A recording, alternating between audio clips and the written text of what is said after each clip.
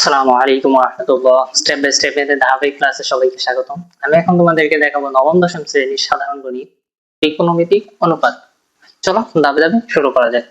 আজকে আমি দেখাবো হচ্ছে এক্সাম্পল 9। এক্সাম্পল 9 এ আমাদের দেওয়া আছে কি cos a by 1 minus 10, cos a by 1 minus 10 a plus sin a by 1 minus cos a সমান হচ্ছে কি, এই সমান হচ্ছে sin a plus cos a। আমাদের দেখাতে বলছে কি sin a plus cos a, sin a plus cos a দেখাতে বলছে।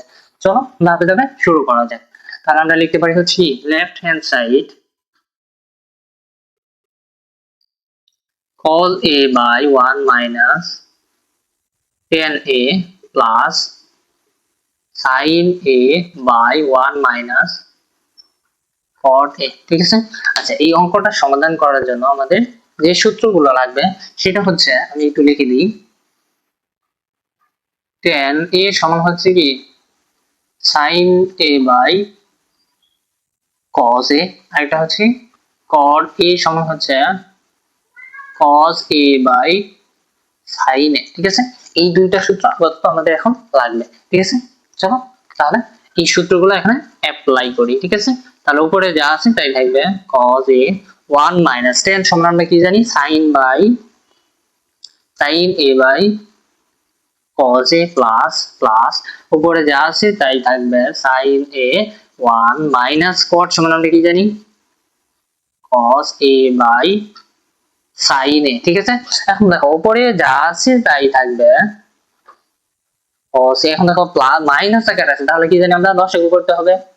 লসাগু করলে আমাদের কি হবে, এই cos এবং cos এখানে 1 আছে, তার ভাগ করলে কি হবে cos, cos 1 এর সাথে গুণ হয়ে কি হবে cos a মাইনাস cos এবং cos ভাগ করলে 1, 1 হবে কি sin এর সাথে গুণ, তাহলে কি হবে sin a প্লাস প্লাস উপরে কি আছে sin a থাকবে, নিচে আবার কি করতে হবে লসাগু করতে হবে। লসাগু হবে কি sin a। ঠিক আছে, এখন তাহলে এই sin a 1 দিয়ে ভাগ করলে কি হবে sin a এবং 1 এর সাথে গুণ করলে হবে কি sin a।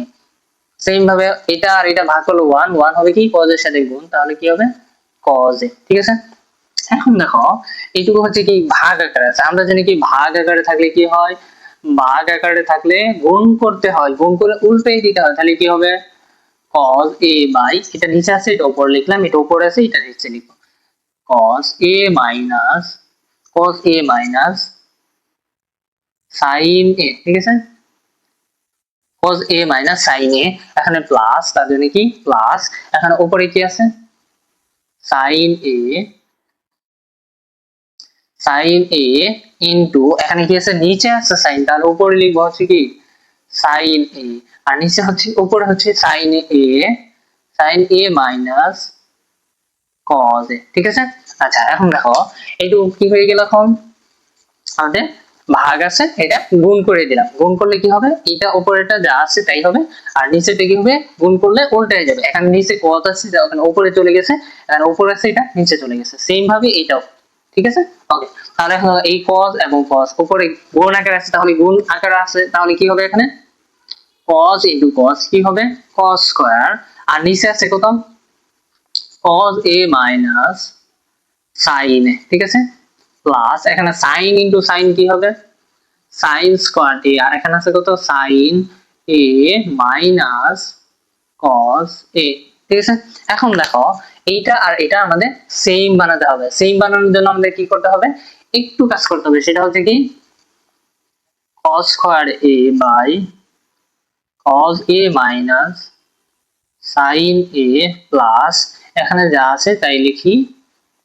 এখন এইটুকুর মধ্যে থেকে আমরা কি করব মাইনাস, এখানে কি করব মাইনাসটাকে আমরা কমন নিয়ে নিব, ব্র্যাকেটের বাইরে কি করব মাইনাসটাকে কমন নিয়ে নিব, তাহলে এখানে কি হবে cos a minus sin a। এখন দেখো এইটুকু বুঝতে পারছো কিনা, কি করতে হবে আমাদের এইটার মতন বানাতে হবে। তার জন্য কি করতে, এখানে আছে কি cos a minus sin a, cos a minus sin a, তাহলে এখানে আছে কি sin a minus cos a, তাহলে তো হয় না।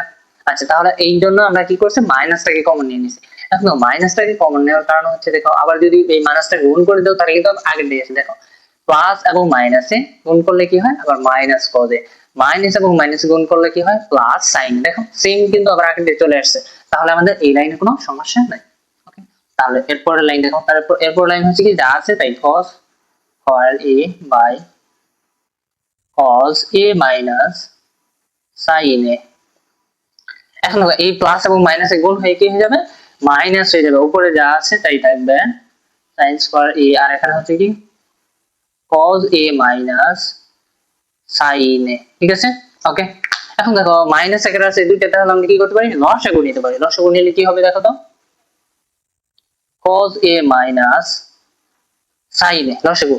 আচ্ছা এখন দেখো লসাগু নিয়ম কি, আমরা লসাগু কি হর দ্বারা ভাগ করব, এটাকে এটা দ্বারা ভাগ করলে 1 1 হবে কি cos স্কয়ারের সাথে গুণ, তাহলে কি হবে cos স্কয়ার a মাইনাস হচ্ছে a মাইনাস। ঠিক আছে, এখন এইটাকে এটা দ্বারা ভাগ করো, তাহলে কি হবে 1 1 হবে কি sin স্কয়ারের সাথে গুণ, তাহলে কি হবে sin স্কয়ার। এখন দেখো এখানে কিন্তু আমরা একটা সূত্র অ্যাপ্লাই করতে পারি। সূত্রটা হচ্ছে কি a square minus b square. a square minus b square সূত্র কি জানি আমরা, a square minus b square সূত্র হচ্ছে কি a plus b into a minus b equal হচ্ছে কি a square minus b square. এই সূত্রটা আমরা এখানে অ্যাপ্লাই করব। এইটুকু হচ্ছে a, এইটুকু হচ্ছে b, তাহলে a square minus b square হয়ে যায়। ঠিক আছে, আচ্ছা তাহলে আমরা সূত্র কি জানি, a প্লাস b।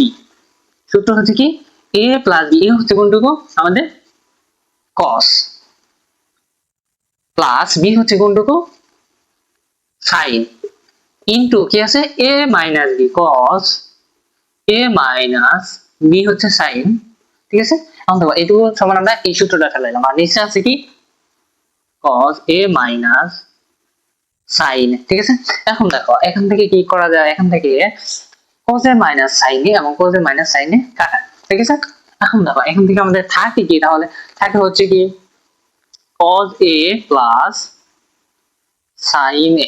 এখন দেখো আমাদের নরমালি কি বলছে যে sin a plus cos a, আর এখানে কি cos a plus sin a মানে কি একটাই, তো এটা আগে এটা পরে সি, তাহলে এইটাই হচ্ছে কি আমাদের প্রমাণ, রাইট হ্যান্ড সাইড।